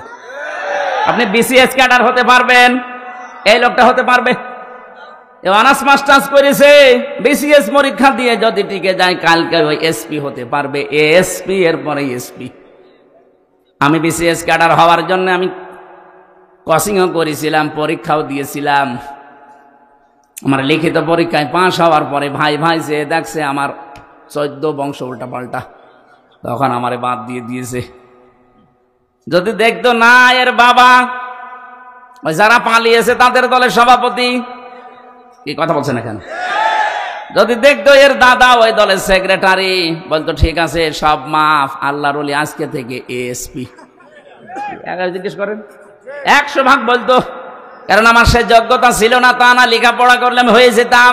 আমাকে লাইন মতো উঠতেই দেননি। এই 15.5 বছর এরকম বহু চেয়ারে দেশের বহু মানুষকে আপনি উঠতে দেননি। আপনি জালেম, আর এটা মজলুম। এই জন্য অন্যান্য যারা আছেন কওমি মাদ্রাসা ভাই, আপনাদের আমরা আহ্বান জানাচ্ছি যে তালিমের জায়গাগুলো আছে, খুব ভালো ভালো কাজে আপনারা আছেন। খায়রুকুম মান তাআল্লামাল কোরআন ওয়া আল্লামা। কোরআন যে শেখে, কোরআন যে শেখায়, তার মতো উত্তম মানুষ নেই। কিন্তু এখন দেশের যে অবস্থা, জালেমদের এখনো পর্যন্ত নজর কিন্তু আছে। এই নজর থেকে মুক্ত হওয়ার জন্য আন্তর্জাতিক যে ষড়যন্ত্রগুলো চলছে, আপনার মাথায় ধরবে না, চিন্তা ভাবনা করা লাগে এর জন্য আলাদা। এখান থেকে বাঁচতে হলে আমার মনে হয় আকীদার প্রশ্ন তুলে মানুষকে আর দূরে সরানোর সময় নেই। বুকে টেনে নেন, কাছে আসেন, আগে ইসলামটা কায়েম হোক। কথা বলুন, ইসলামটা কায়েম হোক, এরপরে বলেন যে ভাই এই কাজটা ভুল হচ্ছে, এইটা শুধরিয়ে নেন, এইটা ঠিক করেন। তারা যা যা খেদমত করেছে, তার যে 50 বছরে যে খেদমত, আপনি 500 বছর পেলেও পারবেন না। কারণ 500 বছরে আপনি 450 বছর ঘুমাবেন। কথা বলছেন এখানে। আর তার এই 50 বছরের হায়াতে আমার মনে হয় 30 বছর শুধু লিখেছে। আপনি টের পান কারে আন্দাজে কোন ফতোয়া দেন। এই জন্য আহ্বান জানাচ্ছি, দেশটাকে শিরিক মুক্ত করা লাগবে। আমাদের বিশ্বাসে যাদের শিরিক আছে, জামাত ইসলামের এই গঠনতন্ত্রে বিশ্বাসে আকীদায় শিরিক আছে, আপনি একটু দেখান তো যে এটা শিরিক। বলেন বলেন। আমি নাম ধরে বলছি এই কারণে, কারণ এই মাজলুম দলটার উপরে আবাহমান কাল থেকে এই দেশে একটা তহমত লাগিয়ে দিয়েছে আন্দাজে। কেউ যেন এই অবিচার করে তাদের উপরে তহমতটা দিয়ে নিজের গোনার পাল্লা ভারী করবেন না। নিজের চিন্তায় তো আমি নিজে বাঁচি না। কথা বলি না কেন? তাহলে এই দেশকে যদি আল্লাহর নিরাপদের চাদর দিয়ে ঢেকতে হয়, জুলুম মুক্ত করা লাগবে, শিরিক মুক্ত করা লাগবে। বলেন। আল্লাহ পাক বলেন, এমন একটা গ্রামের নাম বলছি শোনো, যে গ্রামটা শান্তি ছিল। এই যে আমনুন মানে নিরাপত্তা। আমনুন মানে কি? কানাত আমিনাতান মুতমাইন্নাতান, যেখানে বাস করে মানুষ আত্মতৃপ্তি পেত। মুতমাইন্না মানে কি? আত্মতৃপ্তি। বাস করলে যেখানে আত্মতৃপ্তি পাওয়া যেত, ভালো লাগতো মানুষের, শান্তি স্বস্তি, এগুলো সব ঘিরে রেখেছিল তাদেরকে। বিভিন্ন জায়গা থেকে তাদের রিজিক আসতো, বিভিন্ন ব্যবসা বাণিজ্যের মাধ্যমে রিজিক আসতো। কিন্তু এতটুকু আল্লাহ শেষ করেননি। এই রিজিক আসার পর আল্লাহর দেওয়া রিজিক খেয়ে নিয়ামত গুলো খাওয়ার পরে তারা আল্লাহর সাথে কুফরি আরম্ভ করেছে। সবচাইতে বড় কুফরি ছিল ওই জামানার যিনি নবী ছিল মুহাম্মদুর রাসূলুল্লাহকে তারা মিথ্যাবাদী বলেছে, পাগল বলেছে, জাদুকার বলেছে, এমনকি দেশ থেকে পর্যন্ত তাড়িয়ে দিয়েছে। কথা বলেন ঠিক কিনা? 18 কোটি মানুষ মাত্র 56,000 বর্গ মাইলের এই দেশে। এতটুকু দেশ, পৃথিবীর বহু দেশে তো ঘুরলাম, কই এতটুকু জায়গায় এত মানুষ বাস করে পৃথিবীর কোন জায়গায় আমি পাইনি। এর চাইতে এই যে কয়েকদিন আগে গিয়েছিলাম মালয়েশিয়া, এর চাইতে 8 ডবল বড়। কত বলেন? বাংলাদেশে 8টা জোড়া দিলে যত বড় হবে, মালয়েশিয়া একাই অত বড়। বাংলাদেশ 14টা জোড়া দিলে যত বড় হবে, সৌদি আরব একাই অত বড়। বাংলাদেশ 59টা জোড়া দিলে যত বড় হবে, আমেরিকা একাই অত বড়। কিন্তু মানুষ বাংলাদেশের চাইতে কম জায়গা হিসাবে। কথা বলেন না কেন? তাদের যে বিশাল জমিন পড়ে আছে, সেই তুলনায় মানুষ একেবারেই কম। আমাদের এতগুলো মানুষ, অথচ জায়গা যতটুকু। আল্লাহ পাক বলেন, বিভিন্ন জায়গা থেকে তোদের রিজিকের ব্যবস্থাগুলো করছিলাম, কি হয়েছে তোদের? আমার নিয়ামত গুলো তোরা উল্টিয়ে দিতে আরম্ভ করলি। পুরুষে পুরুষে বিয়ে, এই যে তহমত, যেটা কি বলে এর নাম, সমকামিতা আরম্ভ করলি। এইটার স্লোগান পর্যন্ত দিচ্ছে। 3 দিন আগে কুষ্টিয়ায় 2 মেয়ে আন্দোলন করেছে যে আমরা 2 জন বিয়ে করব, যদি বিয়ে না দেয় 2 জনে মরে যাব।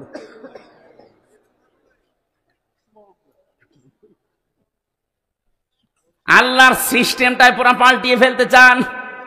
এমনকি আল্লাহর রাসূল এখন নেই, রাসূলের নায়েব আছে। নায়েবে রাসূল আলেমদের গায়ে হাত দিয়েছেন। এই কথা বলছেন না কেন?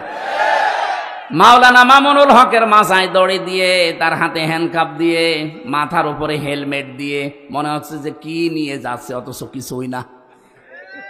আমার মতো একটা দুর্বল মানুষের মাথায় তো দড়ি দিয়েছেই দিয়েছে, হাতে দিয়েছে হ্যান্ডকাপ, আবার পায়ে ডান্ডা বেড়ি, মাথার উপরে লাগিয়েছে সে লোহার টুপি।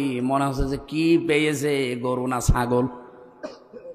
আপনি যদি আমার সাথে এই করেন, মাওলানা মামুনুল হকের সাথে, মাওলানা সাখাওয়াত হোসেন রাজির সাথে এই করেন, আমার মনে হয় যদি নবীজি এখন বেঁচে থাকতো, নবীর মাথায়ও দড়ি দিত। বলেন?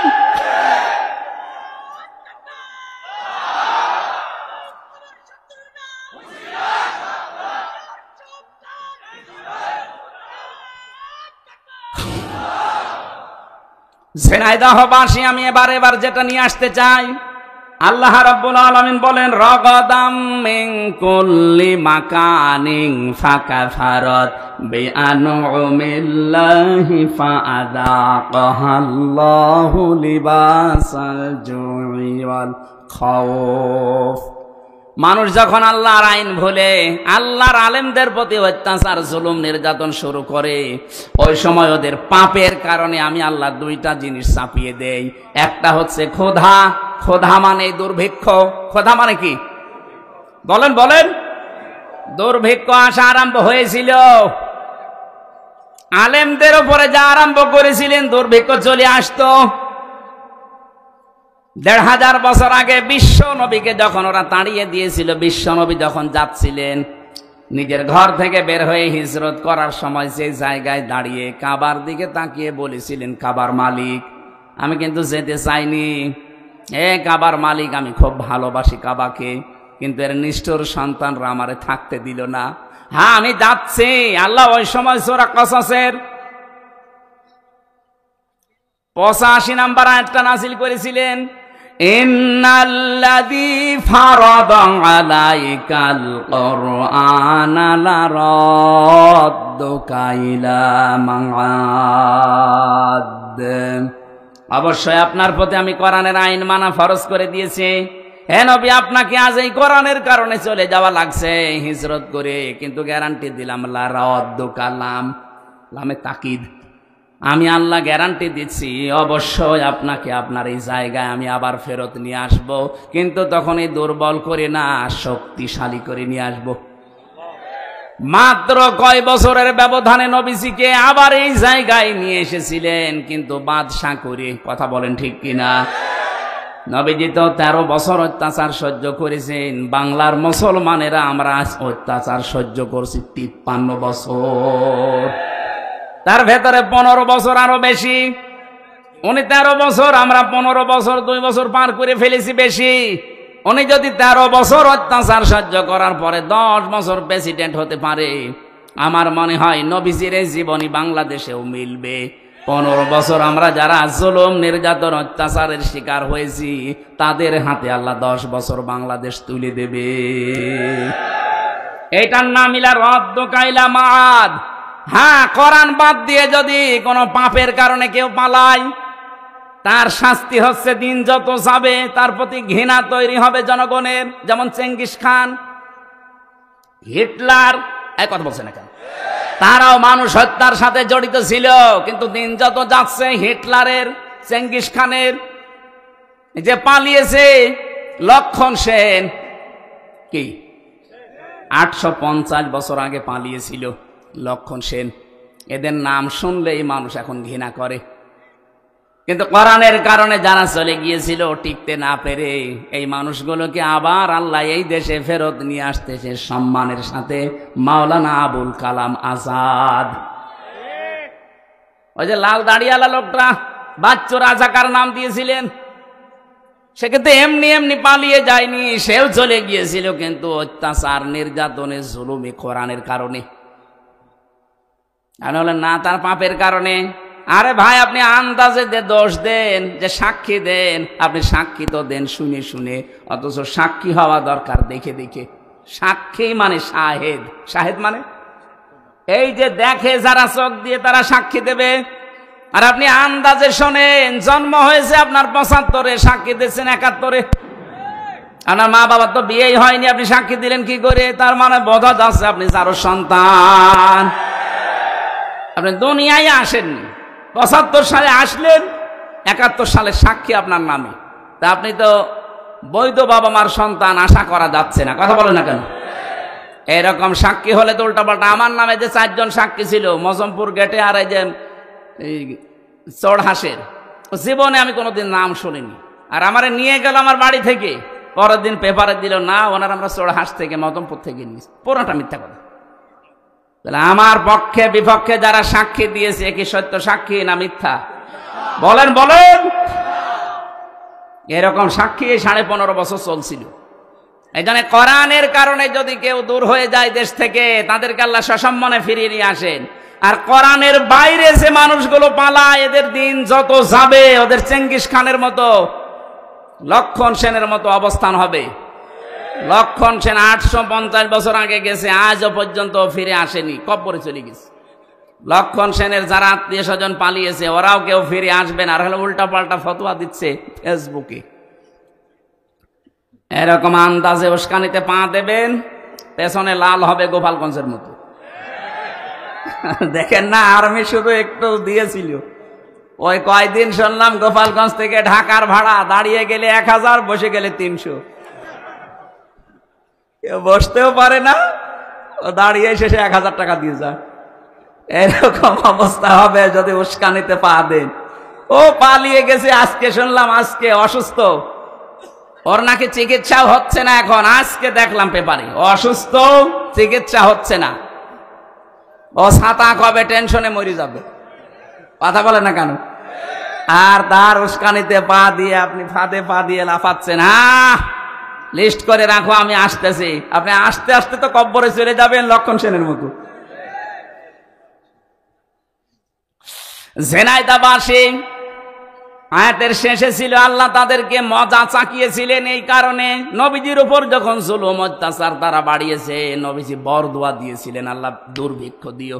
এমন দুর্ভিক্ষ দিয়েছিল তাদের, খাবার আসা ওই আশপাশ যে ইয়ামেন থেকে, সিরিয়া থেকে, কুয়েত থেকে, কাতার থেকে খাবার বন্ধ হয়ে গিয়েছিল। এটা নবীদের বরদোয়া। এই 15.5 বছরে এদেশ থেকে বহু কিছু আমরা হারিয়ে ফেলেছি, আলেমদের বরদোয়া। কত আলেমকে আমি তাহাজ্জুদের নামাজ পড়ে হাউমাউ করে কাঁদতে দেখেছি। মাওলানা শাখাওয়াতকে, মাওলানা মামুনুল হককে আমি শিশুর মতো কাঁদতে দেখতাম। তাহাজ্জুদের নামাজে 1.5 পারা, 2 পারা, 3 পারা, 5 পারা পর্যন্ত উনি পড়তো। 2 রাকাত নামাজে 3 পারা পড়ে এমন কান্না আরম্ভ করতো, মনে হচ্ছে কেউ মারা গেছে। আমি তো পাশের রুমে 3 বছর ছিলাম ওনার সাথে। এ জালে আলেমদের কথাগুলো আল্লাহ একদিনও শোনেনি।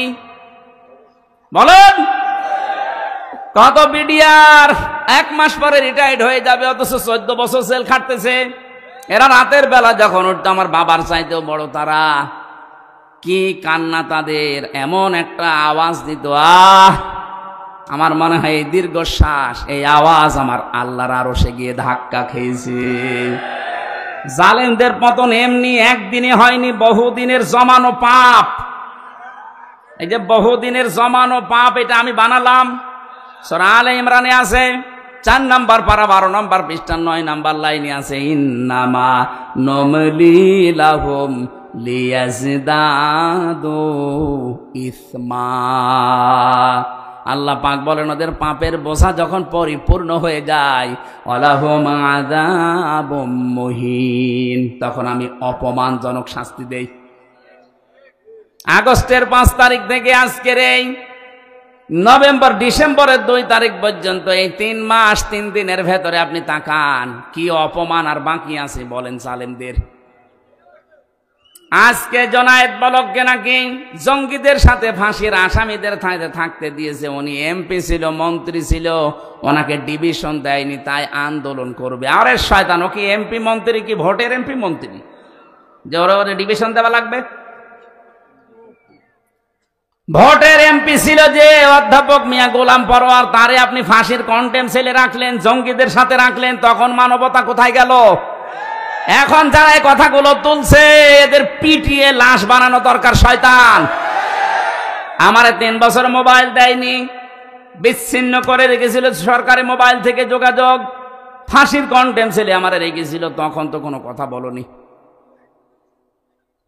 কত এমপিকে আমি পেয়েছি তাদেরকে ডিভিশন দেওয়া দূরের কথা, কন্টেম সেলে রেখে দিয়েছিল। আর এখন ওদের মানবতা উতলিয়ে পড়ছে। এই জালেমদের দোসর সেইগুলো, এগুলোর এখনো মায়ের হয়নি, এগুলো এখনো পিটিয়ে গাছ বানানো দরকার। আল্লাহ বলেন ফাযাকাল্লাহ, ওদেরকে আমি আল্লাহ মজা চাখাবো। আল্লাহ যদি ঠাট্টা করে কথা বলতে পারে, আমরা বললে দোষ কি? আল্লাহ বলছেন ফাযাকাল্লাহ, আমি আল্লাহ নিজে ওদেরকে স্বাদ চাকাবো, ওদের পাপের স্বাদ। 1 নম্বরে স্বাদ হচ্ছে লিবাসাল জো, ক্ষুধার পোশাক। পোশাকের নাম দিলেন কেন? কারণ একটা পোশাকেই মানুষের বিভিন্ন জিনিস ফুটে ওঠে। পোশাকের দ্বারাই তার স্ট্যাটাস, তার যে মান সম্মান, তার মর্যাদা, তার যে কোন লেভেলে আছে লোকটা, সেটা পোশাকে ফুটে ওঠে। এই জন্য বাদশাদের পোশাক দেখবেন আলাদা। কথা বলছে না কেন? আল্লাহ বলেন এমন ক্ষুধা দারিদ্র দিয়েছিলাম ওই জামানায় নবীর বরকতে, বরদোয়ার বরকতে, বরদোয়ার ফলে এই মানুষগুলো পায়খানা আর এর সাথে মদ মিশিয়ে, পায়খানা আর মদ মিশিয়ে বড়ি বানিয়ে বানিয়ে ওরা খেয়েছিল। আলেমদের বরদোয়ার কারণে দেশটাও রসগোল্লায় যাচ্ছিল, কিন্তু আমার আল্লাহ মনে হচ্ছে হাতে ধরে 5 তারিখে বাঁচিয়ে দিয়েছেন। অওয়াদানা আনকা বিজরাক আল্লাযী আনকাদা যাহরাক। হে নবী, আপনার পেটকে বাঁকা করে রেখেছিল আইয়ামে জাহিলিয়াতের পাথর। কিসের পাথর? আইয়ামে জাহিলিয়াতের পাথর আপনার পিঠকে বাঁকা করে রেখেছিল। আমি কি পাথর সরিয়ে দেইনি বোঝা? আমার মনে হয় 1500 বছর পরে আল্লাহ আর একটা আয়াত নাজিল করে আমাদের জানাচ্ছে, বাংলাদেশ মুসলমানেরা, আমি কি তোমাদের পিঠের উপর থেকে আমি জাহিলিয়াতের বোঝা নামিয়ে দেইনি?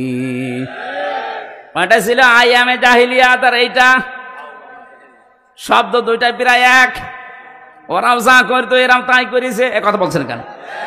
ওরাও সরকারি মালের কোনো অডিট ছিল না, জোরজার মূল্যক তার। এই 15.5 বছরে এইটাই চলছিল, সরকারি মালের কোনো অডিট নেই, জোরজার মূল্যক তার। এক একজনের বাড়ি দেখেছেন, এক একজনের বাড়ি শুনলাম 620টা বাড়ি বানিয়েছে একজন ভূমি মন্ত্রী ছিল। 620টা বাড়ি, ওর বাড়ি লাগে কত? আমাদের কোষ্টিয়ার যিনি মানবতার বন্ধু নামে খ্যাত হানিফ সাহেব, তার এই যে খুলনা, বাগেরহাট আর সাতক্ষীরার যে মাছের ঘের, আমার মনে হয় পুরা জেলার অর্ধেকই তার। সব তো জিবরাইল দিয়ে গেছে। বলেন, তার ভাই তার দিকে তাকান, ওর রিকশা চালানোর যোগ্যতাও নেই, অথচ 8 তলা বিল্ডিং বানিয়েছে, মনে হচ্ছে জান্নাত বানিয়েছে। আগস্টের 5 তারিখে বানিয়েছিল, 6 তারিখে বিকাল 5টার সময় যে দেখি পুরাটা জনগণ টয়লেটের সেই প্যান পর্যন্ত খুলে নিয়ে চলে গেছে। এখন ওজাড় গৃহ হয়ে আছে। কোরআনের আয়াত যেভাবে খাপের খাপ মুনতাজের বাপ মিলিয়ে যাবে। কথা বলছে না কেন? আগামীতে কোন জালেম যদি এরকম করেন তারও কিন্তু মিলবে না। আল্লাহ নেই। আরো জোরে বলেন। খোদা থেকে বাঁচতে হবে আমাদের। জুই ওয়াল খওফ, ভয় থেকে। ভয় কি? ওই জামানায় যখন সন্ধি হয় নবীর সাথে মক্কা বিজয়ের আগে, সন্ধি হওয়ার পর থেকে বিভিন্ন দেশে নবী সারিয়া পাঠাতেন, প্রতিনিধি দল পাঠাতেন। মক্কার মানুষেরা মনে করছে আছেন। আল্লাহর নবী যখন মেরাজে যাচ্ছিলেন, জিবরাইলকে বললেন, ভাই জিবরাইল, যে কালো কালো পোকার মতো কি উঠতেছে আমাদের সাথে, আর কালো কালো কিছু পিপিলিকার মতো নামতেছে। জিবরাইল বললেন, হে নবী, এই পৃথিবীতে আপনার উম্মতেরা যে খারাপ কাজগুলো করে, এই খারাপ কাজগুলো উপরে উঠে যাচ্ছে, আর এই খারাপ কাজের প্রতিফল ওই পিপিলিকার মতো শাস্তি আল্লাহ নামাচ্ছে। তাহলে দুনিয়ায় যে যেই ধরনের অপরাধ করবেন, এই অপরাধটাই আল্লাহ উপরে তুলে নেবে, এইটার শাস্তি যা হয় ওইটা দুনিয়ায় পাঠাবে। এটা আমি বানালাম।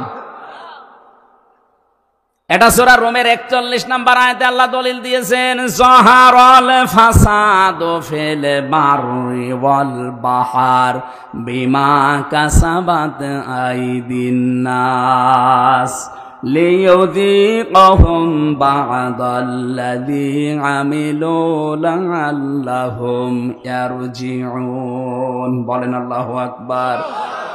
আল্লাহ বলেন, জলে স্থলে যে বিপদ আপদগুলো দেখতে পাও, এই যে মহামারী, খুন খারাপি, চুরি ডাকাতি, এই অসুখ, নতুন নতুন অসুখ আসে, করোনা, কি কি আসে, এগুলো দিতে চাই না, তোমাদের হাতের কামাই করা পাপের ফসল। আরো আমি আল্লাহ মাফ করে দেই। আমি চাই যে তোমরা ফিরে আসো, যা করো সব শাস্তি যদি দুনিয়ায় পাঠাতাম, শ্বাস ফেলার সময় পেতে না। ওমা সাবাকুম মিন মুসিবাতিন ফাবিমা কাসাবাত আইদিকুম ওয়া ইয়াফু আন কাসীর। বলেন আল্লাহু আকবার। সূরা শুরার 30 নম্বর আয়াতে আল্লাহ জানিয়েছেন, যা করো সব পাপের শাস্তি যদি দুনিয়ায় ফেলতাম, একটা শ্বাস নেবে সে সময়ও পেতে না। আমি অধিকাংশগুলো আমার গাফফার নামের খাতিরে মাফ করে দেই। বলেন সুবহানাল্লাহ। এজন্য আমরা এখন থেকে সাবধান, যে যে অপরাধ করছি এইটা কিন্তু ঘুরে আমার প্রতি আবার নাজিল হবে। যারা গোপন অপরাধ করেন, গোপন অপরাধের শাস্তি আছে। যারা গোনা গোপনে করেন, তাদের চেহারার উজ্জ্বলতা আল্লাহ নষ্ট করে দেবে। এদের এখানে তাকাবেন, যাদের চেহারা দেখতে খারাপ, বিশ্রী, তাকাতে মনে চায় না, মনে করবেন ও গোপনে কোনা গোনা করে। যারা ওজনে কম বেশি করে, এই মানুষগুলোর প্রতি আল্লাহ শাস্তি পাঠাবে দুইটা। এটা শুআয়ব আলাইহিস সালামের জামানায় ওই মানুষেরা ওজনে কম বেশি করত। আজ বাংলাদেশে ওজনে কম বেশি আছে না নেই? ওজনে কম বেশি মানে খালি দাড়ি পাল্লা দিয়েই না।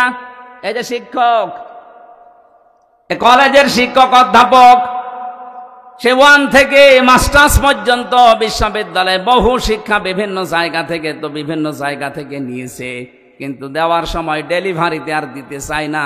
তখন বলে প্রাইভেট পড়া লাগবে, কোচিং করা লাগবে। এইটার আর বেনাম মুতাফফিফিন। আল্লাহ পাক বলেন, ওয়াইলুল লিল মুতাফফিফিন আল্লাযীনা ইযা কাতালু আলান নাসি ইয়াস্তাউফুন।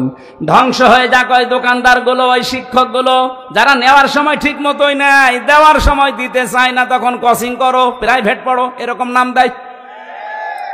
আজ এই বিশ্ববিদ্যালয়ের নাম ধরেই বলছি, বহু শিক্ষক এমন আছে, ওরা তো ডক্টর, নেওয়ার সময় তো বহু জ্ঞান বিভিন্ন জায়গা থেকে তারা নিয়েছে, কিন্তু দেওয়ার সময় ছেলে মেয়েদের আর দিতে চায় না ক্লাসে।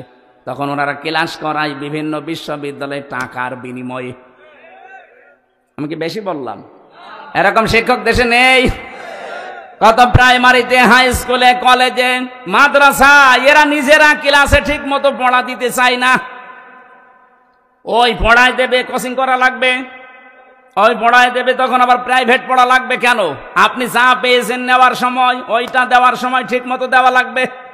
এই জন্যই তো আল্লাযীনা ইযা ক্তালু আলান নাসি ইয়াস্তাউফুন, নেওয়ার সময় ঠিক মতো দেয়, দেওয়ার সময় কম দেয়। এরা আল্লাহর অভিশপ্ত বান্দা। এ বাংলাদেশে আছে না নেই? আমরা এরকম পাপ যদি করি, এই পাপের কারণে আল্লাহ ওইটা আবার শাস্তি করে পাঠাবে, হয় আপনার উপরে, না আপনার ছেলে মেয়ের উপরে, না নাতি নাতকির উপরে। এমন এমন শাস্তি এসে দাঁড় হবে যে জীবন দিয়ে হলেও সে শাস্তি আর তুলতে পারবেন না। আপনার ছেলে যদি একটা আসে, 1 চোখ কানা, আপনি 50 বিঘা জমির মালিক হয়ে কি করবেন? সারা জীবন মানুষ আপনাকে ডাকবে কানার বাপ। আর কথা বলছেন না কেন? না আপনাদের বেশি সময় হয়ে গেছে না?